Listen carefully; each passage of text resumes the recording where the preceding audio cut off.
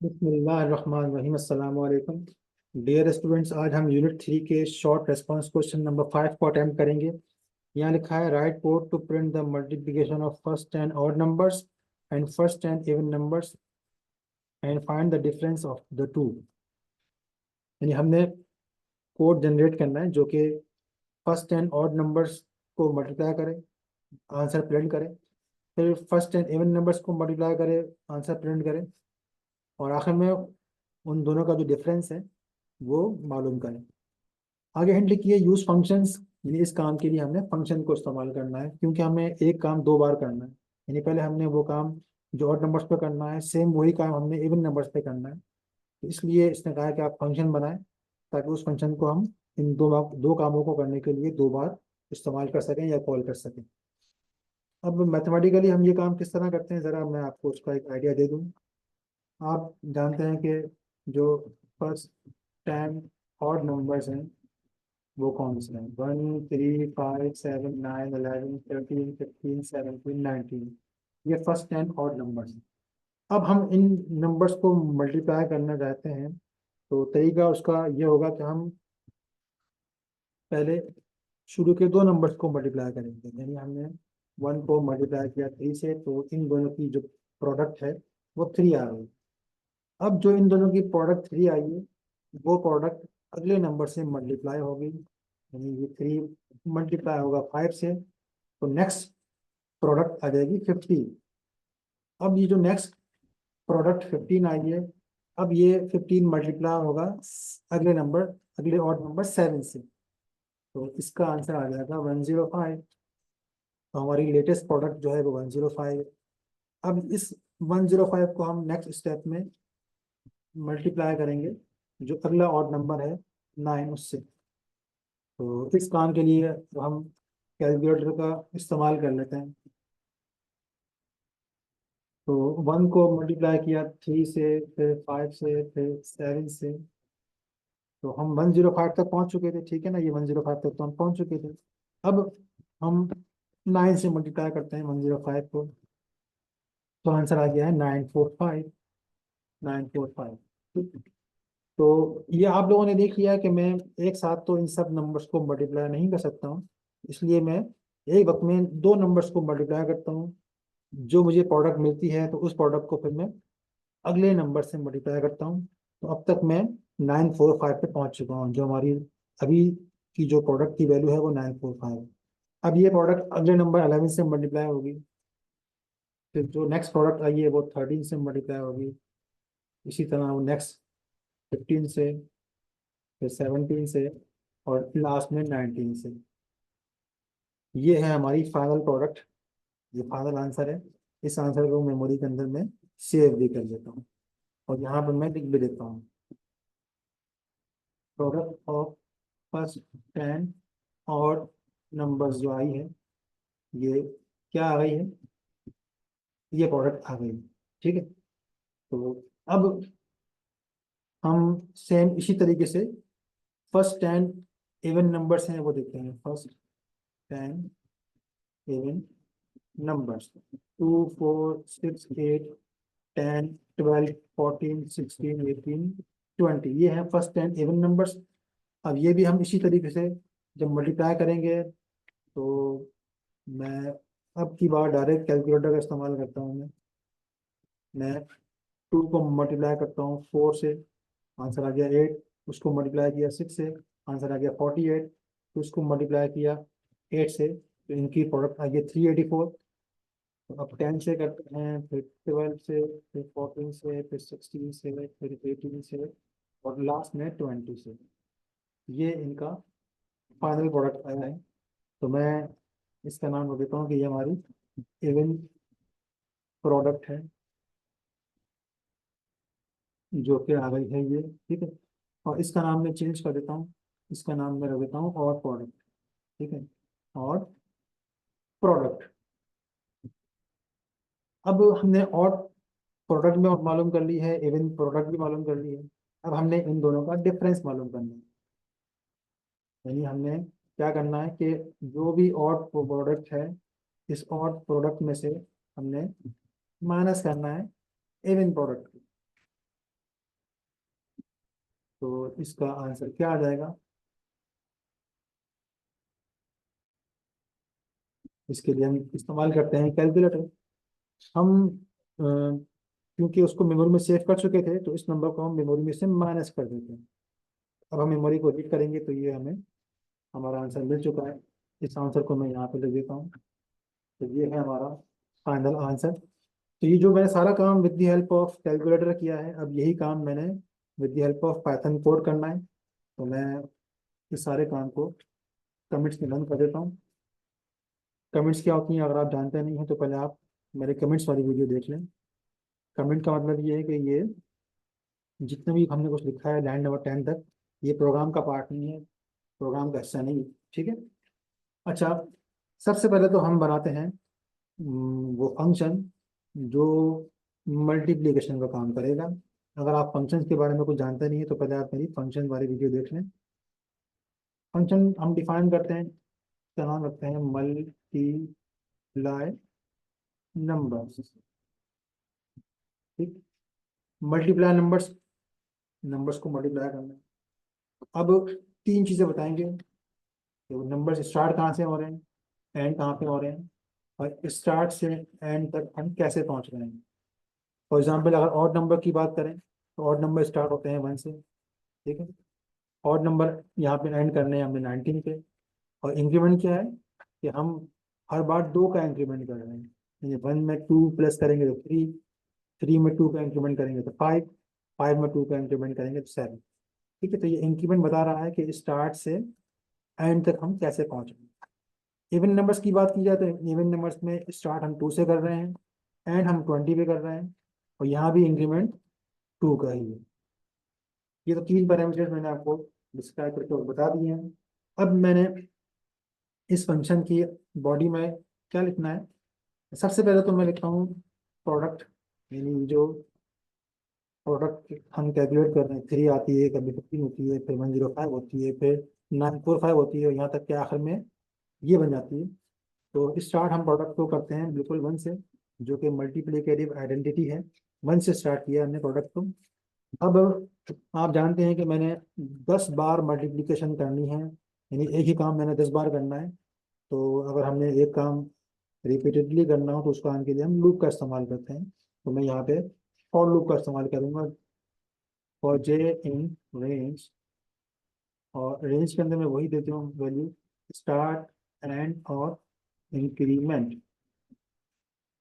Range आप जानते हैं कि हम स्टार्टिंग वैल्यू देते हैं, एंडिंग वैल्यू देते हैं, और स्टार्ट से एंड तक पहुंचने का जो भी इंक्रीमेंट है वो देते हैं। और रेंज में एक खास बात यह है कि स्टार्ट तो शामिल होता है लेकिन एंड नंबर शामिल नहीं होता है। तो उसका तरीका मैंने आपको पिछली पिछली वीडियो में बताया था कि अगर आपने एंड भी इंक्लूड करना है तो फिर आप n+1 कर दें। ठीक है। यहाँ मैंने n+1 कर दिया है। ये हमारा फॉर लूप स्टार्ट से शुरू होगा, n+1 का मतलब यह है कि जो एंड की एक्चुअल वैल्यू है वहीं पर खत्म होगा, और इस इंक्रीमेंट के साथ।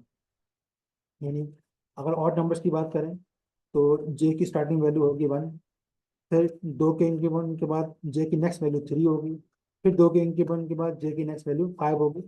इस तरीके से ये लूप 10 टाइम्स चलेगा, और जे की वैल्यू 7, 9, 11 इस तरह होते होते 19 तक पहुँच के खत्म हो जाएगी। 10 बार ये लूप चलेगा। अब इस लूप में हम 10 बार यही काम करेंगे जो हमने यहाँ काम किया है, कि प्रोडक्ट को जे की नए वैल्यू से मल्टीप्लाई करेंगे, जो आंसर आएगा वो आंसर प्रोडक्ट में सेव कर लेंगे। फिर दोबारा प्रोडक्ट को हम जे की नई वैल्यू से मल्टीप्लाई करेंगे, जो आंसर आएगा उस आंसर को दोबारा प्रोडक्ट में सेव कर लेंगे। तो मैं यहाँ लिखता हूँ product is equal to product multiply by j. Product को जे से मल्टीप्लाई करो, जो आंसर आए वो प्रोडक्ट की नई वैल्यू बन जाएगा। और अगर ये बात आपको समझ में नहीं आई तो आप परेशान ना हो, ये प्रोग्राम जब पूरा बन जाएगा तो मैं डिबगर से इस प्रोग्राम को और इस लाइन को इंशाल्लाह दोबारा अच्छे तरीके से क्लियर कर दूंगा। मुख्तसरन आप लोग ये देख लें कि आप जो यहाँ पे कभी आंसर 3 आता है, 15 आता है, 105 आता है, 945 आता है, इन आंसर्स को मैं इस प्रोडक्ट में सेव करता जा रहा हूँ। तो हर बार प्रोडक्ट को ही मैं जे की नई वैल्यू से मल्टीप्लाई करूँ। जब ये लूप 10 बार चल चुका होगा तो इस प्रोडक्ट में जो फाइनल आंसर है वो सेव हो चुका होगा। तो मैं इस फाइनल आंसर को फिर इस फंक्शन से रिटर्न कर दूंगा। जो भी इस फंक्शन को कॉल करेगा तो उसको ये प्रोडक्ट एंड में मिल जाएगी। तो ये तो हो गया हमारा फंक्शन तैयार। अब इस फंक्शन को हम इस्तेमाल करते हैं। पहले हम ऑड नंबर्स के लिए इस्तेमाल करेंगे। तो मैं ऑड प्रोडक्ट के अंदर वो जो भी आंसर होगा वो सेव करूंगा। तो odd product equal to multiply numbers का फंक्शन हमने कॉल किया है। स्टार्टिंग वैल्यू 1, एंडिंग वैल्यू 19 और इंक्रीमेंट 2। ठीक है, क्योंकि और प्रोडक्ट हमने कैलकुलेट करनी है तो मल्टीप्लाई नंबर्स को मैंने ये वैल्यूज दी हैं। तो उम्मीद है कि यही आंसर जनरेट होगा और ये आंसर और प्रोडक्ट में सेव हो जाएगा। नेक्स्ट टाइम यही काम मैं इवन प्रोडक्ट के लिए करूँगा। Even product equal to multiply numbers to starting value 20 end value और यहाँ भी 2 करेंगे। तो ये जब फंक्शन इन वैल्यूज के साथ कॉल होगा तो उम्मीद है कि ये वाला आंसर जनरेट होगा जो कि मैं इवन प्रोडक्ट के अंदर सेव कर लूँगा। अब आखिरी काम मैंने करना है डिफरेंस वाला। डिफरेंस इज इक्वल टू जो ऑड प्रोडक्ट है उसमें से माइनस करना है इवन प्रोडक्ट। इन दो को माइनस करना है तो फिर उम्मीद है कि ये वाला आंसर जनरेट हो जाएगा। और आखिरी स्टेप में हम इन तमाम आंसर्स को प्रिंट कर देंगे। Print product of first 10 odd number. यहाँ पे हम ऑड प्रोडक्ट को प्रिंट कर देंगे। Next print product of first 10 even number. यहाँ हम इवन प्रोडक्ट को प्रिंट कर देंगे और आखिर में जो इनका डिफरेंस है वो प्रिंट कर देंगे जो डिफरेंस की वेरिएबल के अंदर हमने कैलकुलेट किया। ये हमारा मुख्तसर सा प्रोग्राम है जो लाइन नंबर 11 से स्टार्ट हुआ है और लाइन नंबर 21 पे ख़त्म हो गया है। इस प्रोग्राम को ज़रा एक बार रन करते हैं। तो यहाँ पर लाइन नंबर 17 पर इसने शायद स्पेलिंग मिस्टेक हुई है हमसे। लाइन नंबर 17 पे नंबर की स्पेलिंग में हमने वाई का इजाफा कर दिया तो मैंने डिलीट कर दिया है। इसको दोबारा से रन करता हूँ। अब बिल्कुल ठीक रन हुआ है ये प्रोग्राम और आप देख लें कि वही वैल्यूज जनरेट हुई हैं जो कि हमने यहाँ with the help of calculator generate की थी। देखें और प्रोडक्ट जो है वो यही आई है जो यहाँ लिखी हुई है। सेम वही इवन प्रोडक्ट है और सेम वही इनका आपस का डिफरेंस है। तो ये प्रोग्राम ने काम तो बिल्कुल ठीक कर लिया है लेकिन इस प्रोग्राम को अच्छी तरह समझने के लिए ज़रूरी है कि मैं with the help of debugger इसको एक बार और रन करके आपको दिखाऊं। मैं डिबगर को ऑन करता हूँ और अब मैं इस प्रोग्राम को with the help of debugger run करूँगा। मैं रन करता हूँ। प्रोग्राम रन होना शुरू हुआ है। अभी आप देख सकते हैं कि लाइन नंबर 11 इस वक्त हाईलाइट हुई भी है। तो मैं स्टेप के बटन से इस लाइन को स्टेप आउट करता हूँ। अब हम लाइन नंबर 16 पे आ चुके हैं। लाइन नंबर 16 पे आप देख रहे हैं कि मल्टीप्लाई नंबर्स का फंक्शन यानी ये फंक्शन कॉल हो रहा है और हम आर्गुमेंट दे रहे हैं 1, 19 और 2। तो जब ये फंक्शन कॉल होगा तो कंट्रोल लाइन नंबर 16 से जंप करेगा लाइन नंबर 12 के ऊपर। तो जब मैं स्टेप का बटन दबाऊंगा तो आप देखेंगे कि हमने लाइन नंबर 12 पे जंप कर दिया है और 1 जो था वो स्टार्ट में कॉपी हो चुका है। तो आप देख रहे हैं स्टार्ट की वैल्यू 1 है। 19 एंड में कॉपी हो चुका है तो आप देख रहे हैं एंड की वैल्यू यहाँ 19 है। और ये 2 इस इंक्रीमेंट में कॉपी हो चुका है तो आप देख लेंगे इंक्रीमेंट की वैल्यू यहाँ पर 2 है। अब यहाँ पे प्रोडक्ट की वैल्यू 1 असाइन हुई है तो मैं स्टेप का बटन दबाता हूँ। आप देख लें कि प्रोडक्ट के अंदर 1 आ गया है। अब ये लूप चलना शुरू होगा। जे इस रेंज में जनरेट होगा, स्टार्ट होगा यहाँ 1 से। तो जे की स्टार्टिंग वैल्यू हो जाएगी 1। तो आप देख रहे हैं कि जे की स्टार्टिंग वैल्यू 1 हो गई। अब प्रोडक्ट भी इस पर आप देख रहे हैं कि 1 है, जे भी 1 है। 1 1 आपस में मल्टीप्लाई होंगे तो आंसर 1 ही आएगा। तो प्रोडक्ट के अंदर इस लाइन की एग्जीक्यूशन के बाद 1 ही सेव होगा। वो आप देख रहे हैं कि 1 यहाँ सेव है। अब ये लूप सेकंड टाइम चल रहा है। आप देख रहे हैं कि लाइन नंबर 14 के बाद दोबारा हमने लाइन नंबर 13 पे आ गए हैं। अब की बात जे की नई वैल्यू 2 के इंक्रीमेंट के बाद अब 3 होगी। देखिए जे की नई वैल्यू 3 आ गई है और अब की बार ये 3 मल्टीप्लाई होगा। तो मैं यहाँ पे ऊपर करके आपको शो भी कर दूँ कि इस वक्त प्रोडक्ट आप देख रहे हैं कि 1 है और जे इस वक्त 3 है, यानी ये चीज़ जो आप यहाँ देख रहे हैं 1 और 3 ये आपस में मल्टीप्लाई हो, तो 1 3 आपस में मल्टीप्लाई होंगे तो 3 ही आंसर आएगा। वो 3 जब प्रोडक्ट में दोबारा सेव होगा तो प्रोडक्ट की नई वैल्यू 3 बन जाएगी। तो इस लाइन की एग्जीक्यूशन के बाद देख रहे हैं प्रोडक्ट की नई वैल्यू 3 बन चुकी है। अब हम दोबारा से लाइन नंबर 13 पे आ गए हैं। अब जे में फिर दोबारा 2 का इंक्रीमेंट होगा, जे की नई वैल्यू 3 की जगह 5 हो जाएगी। देख रहे हैं जे की नई वैल्यू 5 हो चुकी है। अब प्रोडक्ट में 3 है और जे में 5, यानी ये चीज़ जो हमने यहाँ देखी थी, ये वाली चीज़ जे में 3 है, प्रोडक्ट में 3 है और जे में 5 है, सेम वही चीज़ यहाँ पे आपको दिखाई दे रही है कि प्रोडक्ट में 3 है और जे में 5 है। अब 3 5 मल्टीप्लाई होंगे तो आंसर 15 आएगा, तो वो 15 प्रोडक्ट की नई वैल्यू बन जाएगी। तो इस लाइन को मैं स्टेप आउट करता हूँ, तो देख लें प्रोडक्ट की नई वैल्यू 15 हो चुकी है। अब ये लूप फिर दोबारा चल रहा है नेक्स्ट टाइम। अब जे में जो 2 का इंक्रीमेंट होगा तो जे की नई वैल्यू 7 हो जाएगी। देख लें जे की नई वैल्यू 7 हो गई है। अब प्रोडक्ट में 15 है तो अब 15 7 से मल्टीप्लाई होगा, यानी ये जो लिखा है 15 7 से मल्टीप्लाई, तो जो आंसर आएगा 105 वो प्रोडक्ट की नई वैल्यू बन जाएगी। तो इस लाइन को स्टेप आउट करते हैं तो आप देखें प्रोडक्ट की नई वैल्यू 105 बन गई है। अब ये लूप फिर चल रहा है नेक्स्ट टाइम।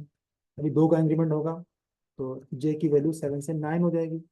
ये जे की वैल्यू 9 हो चुकी है, ठीक है। अब प्रोडक्ट 105 है, जे 9 है, यानी ये वाली लाइन 105 9 से मल्टीप्लाई है।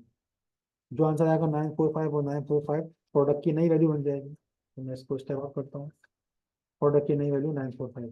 तो उम्मीद है कि ये जो यहाँ पे काम हो रहा है ये काम आपको अच्छी तरह समझ में आ गया होगा। तो इसलिए अब मैं टाइम बचाने के लिए इस काम को ज़रा जल्दी जल्दी चलाऊँगा। तो ओवर का बटन दबाता हूँ मैं। प्रोडक्ट इस वक्त हो गई 1039, जे 11 हो गया है। फिर अब जे 13 हो गया है, जे 15 हो गया, जे 17 और अब जे 19 हो गया है। और ये प्रोडक्ट जो है ये वो सेम प्रोडक्ट आ चुकी है जो कि यहाँ हमने जनरेट की थी। अब ये लूप मजीद नहीं चल पाएगा क्योंकि हम एंड पे पहुँच चुके हैं। अब मैं स्टेप करूँगा तो आप देखें कि ये लूप हो गया टर्मिनेट और हमने लाइन नंबर 15 पे जंप मार लिया है। प्रोडक्ट हमारी कैलकुलेट हो चुकी है जो कि यहाँ आप देख सकते हैं ये है। इसी प्रोडक्ट को हम with the help of return keyword return कर रहे हैं। तो जिस जगह हमने इस प्रोडक्ट को इस फंक्शन को कॉल किया था सेम इसी जगह पे ये प्रोडक्ट रिटर्न होगी और प्रोडक्ट के अंदर सेव हो जाएगी। तो जब मैं इस टाइप का बटन दबाऊंगा तो आप देखें कि और प्रोडक्ट के अंदर ये प्रोडक्ट सेव हो चुकी है, ठीक है। अच्छा, अब मल्टीप्लायर नंबर्स का फंक्शन दोबारा कॉल होगा। आपके बार हम 220 और 2 देंगे आर्गुमेंट, यानी इवन नंबर्स। अब मैं ओवर का बटन दबाऊंगा ताकि फिर मैं इस फंक्शन कॉल में दोबारा ना जाऊं, क्योंकि आप समझ चुके हैं कि किस तरह से सारा काम होगा। तो मैं फंक्शन कॉल स्किप करने के लिए ओवर का बटन दबाता हूँ। आप देखिएगा कि जो ये वाली प्रोडक्ट है इवन प्रोडक्ट, वो इस इवन प्रोडक्ट वाले नेम के अंदर सेव हो जाएगी। तो मैं ओवर का बटन दबाता हूँ और देखें इवन प्रोडक्ट की वेरिएबल के अंदर ये वैल्यू सेव हो गई है और फंक्शन कॉल को मैंने स्किप कर दिया, मैं फंक्शन कॉल के अंदर डिबग करने नहीं गया। अब लास्ट में और प्रोडक्ट में से इवन प्रोडक्ट को सब्ट्रैक्ट करेंगे तो डिफरेंस में यही डिफरेंस आ जाएगा जो यहाँ लिखा है, ठीक है। तो मैं इसको ओवर के बटन से एग्जीक्यूट करता हूँ तो देख लें डिफरेंस के अंदर वही डिफरेंस आ गया जो कि हमने जनरेट किया। तो उम्मीद है कि इस डिबगर की मदद से आपको ये सारा प्रोसेस जो था इस लूप का वो आपको समझ में आ गया होगा। फिर भी कोई चीज़ जो समझ में ना आई तो आप मुझसे कमेंट्स में पूछ सकते हैं। इसको अपने पास ट्राई करें, और कोई प्रॉब्लम हो तो मुझसे पूछें। अल्लाह हाफिज़।